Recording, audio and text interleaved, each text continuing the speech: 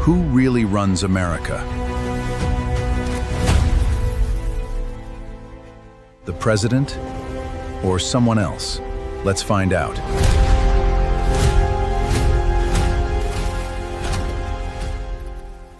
Washington, D.C., the capital of the world's most powerful democracy. Every 4 years, millions of Americans vote for a new president. Television cameras capture the celebration. The headlines announce a new leader. Around the world, people watch the peaceful transfer of power. It looks simple. One election, one winner, one leader. But beneath that image lies a system far more complex than most people ever imagine. Behind every decision stand institutions, laws, advisors, courts, military leaders, economists, and intelligence professionals. Each plays a role, each carries influence, and together, they shape the direction of a nation. So today, we're asking a question that has sparked debate for generations. Who really runs America? The answer isn't hidden inside a single building. It isn't controlled by one person. It is found inside one of the most carefully designed systems of government in modern history.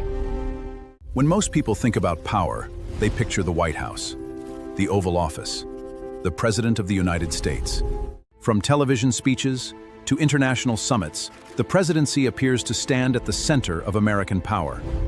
But appearances can be misleading.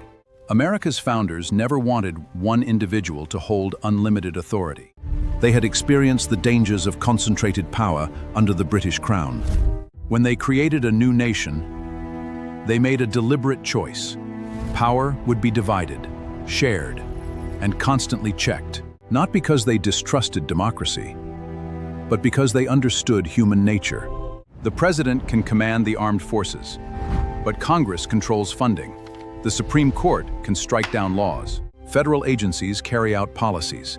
States retain significant powers of their own. Every major decision passes through multiple layers of authority. That complexity is not a flaw. It is a feature. For nearly 2.5 centuries, this system has survived wars, economic crises, political conflicts, and technological revolutions. To understand who truly influences America today, we must first understand how this remarkable system was born. Because the story doesn't begin in Washington. It begins in 1776. The story of American power does not begin inside the White House. In fact, the White House didn't even exist.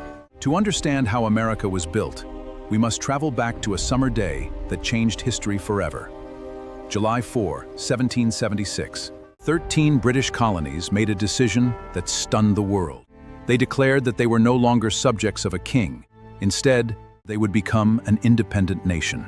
But declaring independence was easier than building a country. The American Revolution had been fought against concentrated power. The Founding Fathers had witnessed what happened when too much authority rested in one ruler. They wanted freedom, but they also wanted stability. The challenge was finding a balance between the two. At first, the new nation struggled. Its first system of government proved too weak. The federal government had limited authority. It became clear that America needed something stronger, something more durable. So in the summer of 1787, delegates gathered in Philadelphia. For months, they debated, argued, compromised. Their goal was not to create a perfect government. Their goal was to create one that could survive. The result was one of the most influential political documents ever written. The United States Constitution. It established 3 separate branches of government: the executive branch, the legislative branch, and the judicial branch, each with different responsibilities, each with powers to limit the others. This principle became known as checks and balances. The president could not govern alone. Congress could not act without limits. The courts could review the actions of both. Power would never belong entirely to one office. It would remain divided. It was an extraordinary idea. A government designed not around trust, but around accountability. A system where disagreement was expected, debate was encouraged, and no leader stood above the law. For decades, this constitutional framework guided a growing nation. But history was about to present challenges that its founders could never have imagined. Industrial revolutions, global wars, nuclear weapons. and a new era of international rivalry. Everything changed after World War II. Victory in World War II made America a global superpower, but it also forced the nation to rethink how it would protect itself in an increasingly dangerous world. In 1945, the guns fell silent. World War II had come to an end. Cities lay in ruins, millions had lost their lives, and the balance of global power had changed forever. The United States emerged from the war stronger than ever before. But victory did not bring peace. It brought a new kind of conflict. This time, the enemy was not advancing across battlefields. It moved through intelligence networks, secret operations, Political influence, scientific competition, and the growing threat of nuclear weapons. The Cold War had begun. American leaders realized that the country's wartime institutions were no longer enough. A new world required a new strategy, one capable of detecting threats before they reached American shores. Information became just as valuable as military strength. In 1947, Congress passed one of the most significant laws in modern American history, the National Security Act. Its purpose was to reorganize how the United States protected itself in an increasingly dangerous world. The act established the National Security Council, a body designed to help coordinate national security policy across the government. It also created the Central Intelligence Agency, or the CIA, an organization responsible for collecting and analyzing foreign intelligence to support national security decisions. The military itself was also reorganized. Separate branches were brought together under a unified Department of Defense. The goal was simple: faster coordination, clearer command, greater readiness. Over the decades, America's national security institutions would play major roles during the Cold War, the Cuban Missile Crisis, counterterrorism efforts, and countless international events.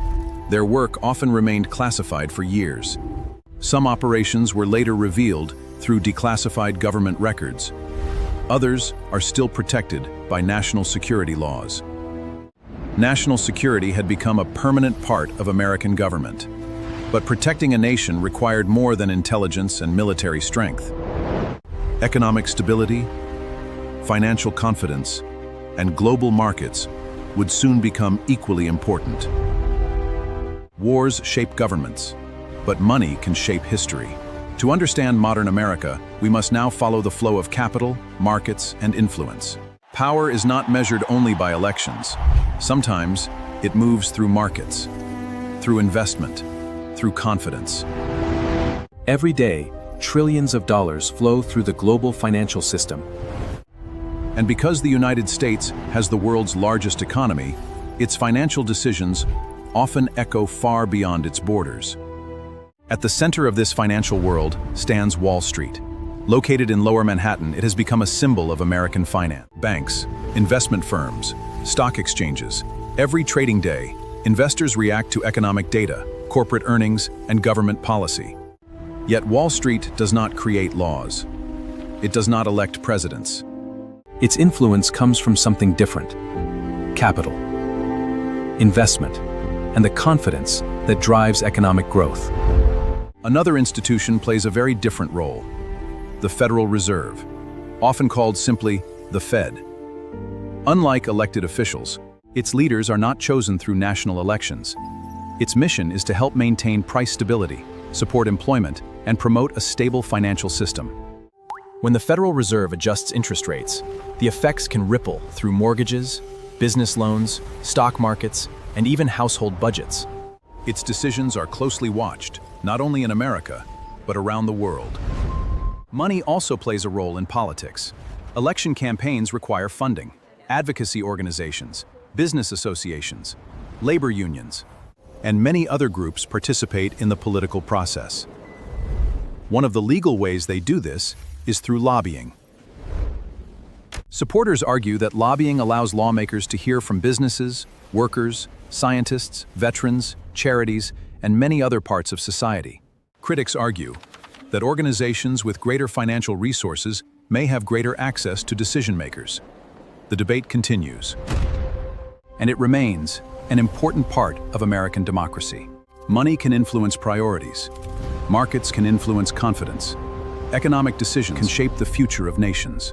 But there is another form of influence: one that operates quietly, often beyond public attention, the world of intelligence. Behind closed doors, thousands of intelligence professionals work every day to understand threats before they become headlines. But who watches those who protect the nation? Some of the most important decisions in government begin with information. Not speeches, not headlines, information. Before presidents make decisions, before military commanders act, before diplomats negotiate, someone must answer one question. What is really happening? That is where America's intelligence community enters the picture. Its mission is not to govern the country. Its mission is to collect, analyze, and deliver information that helps national leaders make informed decisions. Most of this work happens quietly, far from television cameras. The Central Intelligence Agency, or CIA, focuses primarily on foreign intelligence. Its analysts study global events. Its officers collect information overseas. Their reports help policymakers understand international risks and opportunities. The Federal Bureau of Investigation, or FBI, has a different mission. It investigates federal crimes, counterintelligence, cyber threats, and domestic national security matters. Although both organizations protect national security, their responsibilities are not the same. Then there is the National Security Agency, the NSA. In today's digital world, information travels faster than ever before. Protecting communications, detecting cyber threats, and securing critical networks have become essential parts of national defense. Because intelligence work is often classified, many people assume these agencies operate without limits. But the reality is more complex. Their activities are governed by laws. They face oversight from Congress. Inspectors general review internal operations. Courts authorize certain activities under specific legal frameworks. Public debate continues over where the balance between security and civil liberties should be drawn. For decades, America's intelligence agencies have adapted to new challenges. From the Cold War to international terrorism to cyber warfare, their mission has continued to evolve alongside the world itself. Yet in the 21st century, another transformation began. One driven not by spies or soldiers, but by technology, data, artificial intelligence. For centuries, power was measured by armies and economies. Today, information itself may be the most valuable strategic resource on Earth. Power has always evolved. Centuries ago, it belonged to kingdoms. Later, it belonged to industries, then to military strength. Today, another transformation is underway. Information has become one of the world's most valuable strategic resources. Every search, every online purchase, every digital message creates data for governments, businesses, and researchers. Data helps reveal patterns, predict risks, and improve decision-making. Technology companies have transformed how billions of people communicate, learn, work, and access information. Their platforms connect much of the modern world. That influence has also sparked ongoing debates about privacy, competition, content moderation, and the responsibilities that come with operating at global scale. Artificial intelligence is now accelerating this transformation. It assists doctors in diagnosing diseases. It helps scientists analyze enormous amounts of information. It supports businesses in making faster decisions. And governments around the world are exploring how AI can strengthen public services and national security. At the same time, AI raises important questions about ethics, transparency, and regulation. Cybersecurity has also become a critical part of national defense. Modern threats are not always visible. Some arrive through computer networks. Others target financial systems, energy infrastructure, or communication networks. Protecting digital systems has become just as important as protecting physical borders. Technology has not replaced government, nor has it replaced democracy. Instead, it has become another powerful force that governments, businesses, researchers, and citizens must all navigate together. Power today is more interconnected than ever before. After exploring history, government, national security, financial institutions, and technology, we can finally return to the question that started this journey. Who really runs America? The answer isn't a single person, a single agency, or a single building. It's far more complex, and perhaps far more fascinating. For thousands of years, history has searched for one simple answer. Who holds power? A king, an emperor, a dictator, a president. But America's story was written differently. From the very beginning, its founders believed that concentrating power in one person was one of history's greatest dangers. So they built something few nations had ever attempted. A government where power would be divided, shared, and constantly challenged. Our journey has taken us through the Constitution, Congress, the Presidency, the Supreme Court, national security, financial institutions, and the technology that shapes the modern world. Each of these influences America. None of them controls America alone. The President leads the executive branch. Congress writes the laws. The courts interpret the Constitution. Federal agencies implement policy. The military protects the nation. Intelligence agencies gather information. Financial institutions influence the economy. Technology shapes how information moves. And ultimately, the American people choose their representatives through elections. Each part influences the whole. That is why the answer to our original question is more complicated than it first appears. America is not governed by one office, nor by one institution. Its strength and its challenges come from a system where multiple centers of power interact, cooperate, compete, and hold one another accountable under the Constitution. Democracy is rarely simple. It is often slow, sometimes frustrating, frequently debated, yet it was designed that way. Because lasting power was never meant to belong to one individual. It was meant to belong to the system, and ultimately, to the people. So, who really runs America? Perhaps the better question is not, who holds the power, but how does power move through one of the world's most complex democracies? Because when we stop searching for a single ruler and start understanding the system, we begin to understand America itself.